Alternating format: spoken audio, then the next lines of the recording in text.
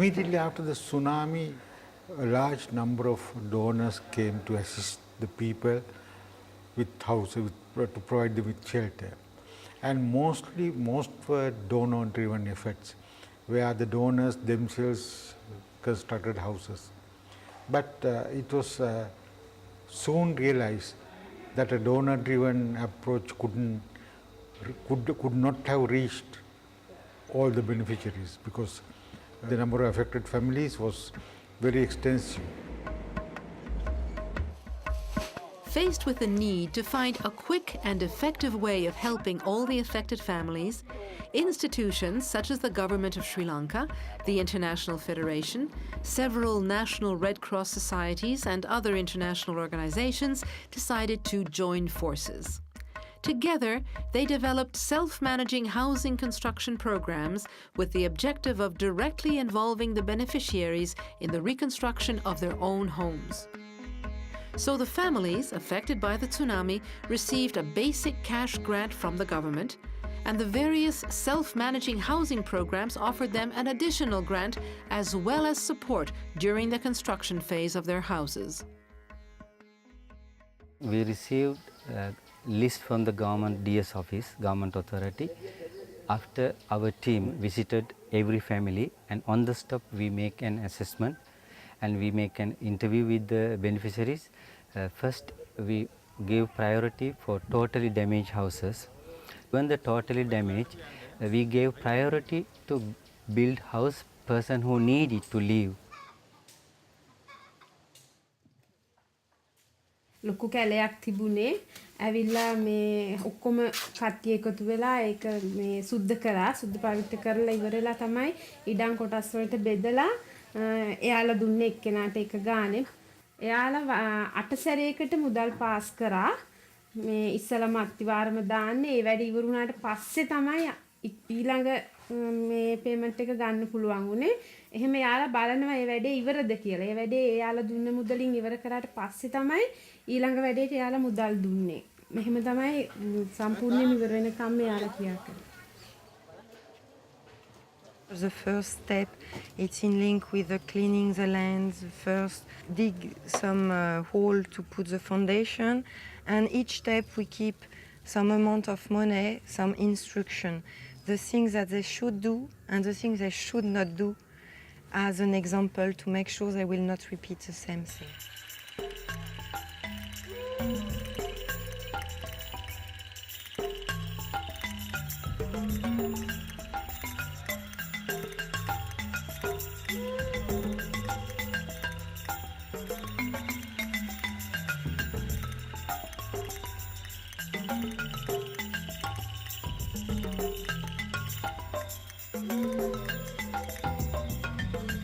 The money was deposited in bank accounts, in banks for women, or paid in cash directly to the beneficiaries. Construction materials were also distributed, which was welcomed by the beneficiaries.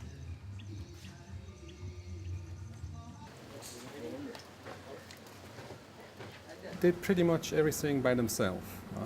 So the only thing that we help them is with the installment, with the funds, and some technical support. Then how to organize the construction if they wanted to build the house by themselves, if they want to hire an uncle who is a mason, or they wanted to go with a contractor, that was up to the beneficiaries. These people doesn't have any idea about the construction knowledge, right? Most of people zero knowledge for the construction. Then we have to go behind them and explain them and see how they mix concrete and how they mix sand and how they prepare doors and windows and material quality, and also everything we have to check.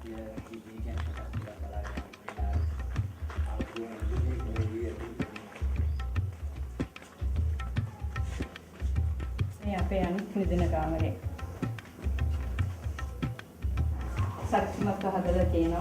කවදා හරි slab එකක් දාන්න පුළුවන් විදිහට. මේ පොළව කරලා මේ උඩින් සිමෙන්ති දාලා තියෙන්නේ. කවදා හරි ඒක ටයිල් කරන්න යන පුළුවන් විදිහට.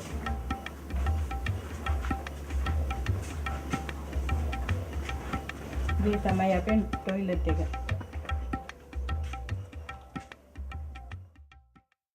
The partnership that we are seeing here is something that is showing the way into the future of humanitarian organizations working together, and also very much for the Red Cross, because it acknowledges that in many of the disasters the capacity of one organization is not sufficient to cope with the challenges in the field, and that if we come together as different humanitarian organizations with different capacities, we can, if joining forces, achieve more than if we are only going individually.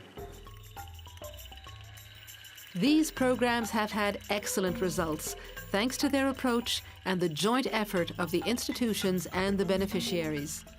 The beneficiaries succeeded in joining forces and organizing themselves into community councils with the support of the Sri Lanka Red Cross. Community mobiliser කෙනෙක් හැටියට කටයුතු කරනවා. මේ site එක බාරව කටයුතු කරන්නේ මම. මේකේ මම මුලින්ම මෙතෙන්ට ආවා මේගොල්ලෝ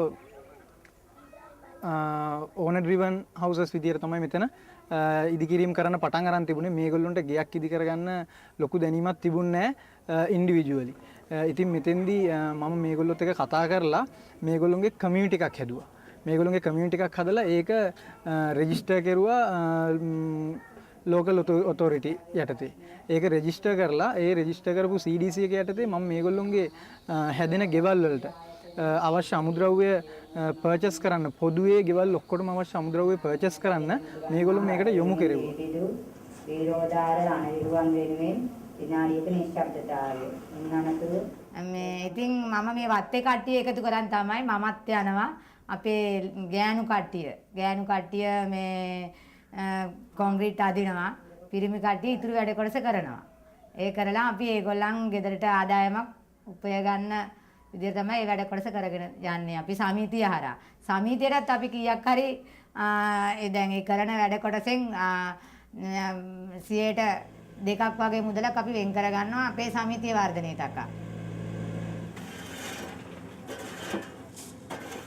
The program has funds for one community project, the most important one that they identify, and the program enters into a community contract with the community in order for the community to implement this project themselves.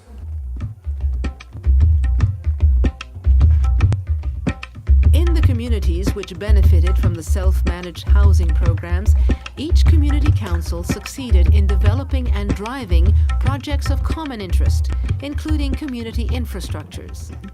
But the key to the success of these programs was that a process of social mobilization and citizen participation was created and implemented, through which the beneficiary communities identified and developed their own recovery strategies. Apart from the reconstruction of houses and villages, the new social fabric was strengthened, creating new long-term projects. In this sense, the self-managed housing program is the foundation of a process of comprehensive recovery, the engine of an effective process of human empowerment.